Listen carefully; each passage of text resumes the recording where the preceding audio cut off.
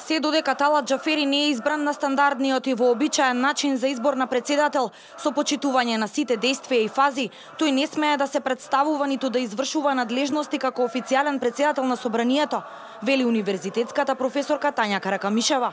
Според неја Џафери сега може да биде само координатор на пратеничката група на ДУИ, но не може да се представува дека е председател на собранието. Ако сака да биде избран за официјален председател, тој треба да инсистира на почитување на демократските процедури. Каракамишева е децидна дека обидот за избор на Талат Џафери е нелегален и се прекршени јасно дефинирани членови од Уставот, Деловникот и Законот за собрание. При неговиот така наречен избор се повредени 4 члена од Уставот, член 7 или амандман 5, член 8 став 1 алинеја 3, член 51 став 2 и член 63 став 1. Целосно се суспендирани од примена 14 члена од Деловникот на Собранието на Република Македонија. И повредени се 4 члена од Законот за Собранието на Република Македонија, член 32 став 1 и 5, член 23, член 37 и член 39. Поранешниот министер за правда Михајло Маневски за Дневник вели дека откако пукаа во Собранието на Македонија и на народот му вперија пиштол, Зоран Заев и СДСМ удрија по народот, силно и со сите средства. Народот мора да биде казнен за да се спасат тие како неголеми виновници, смета Маневски.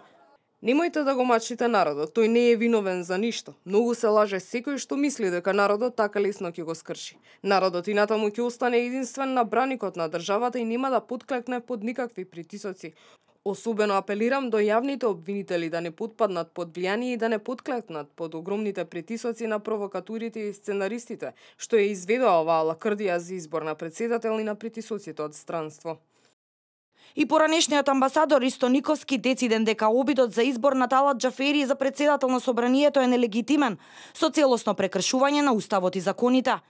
Член 63 од Уставот вели: Конститутивната седница ја свикува председателот на собранието на претходниот состав. Разбирате.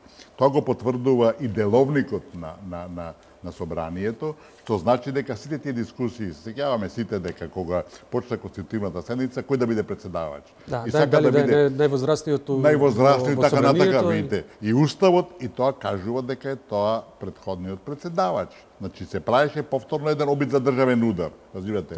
И после тоа кога веќе конститутивната седница започнува, член 9 вели дека доколку првата седница собранието не ја свика председавачот на заминување, ја свика, према тоа и Уставот и тоа се исполнува, и член 20, односно член 22 вели дека кандидат за председател на собранието може да предлага комисијата за прашање на изборите и именувањата од најмалку 20 пратеници. Значи има право не само еден кандидат, повеќе кандидати.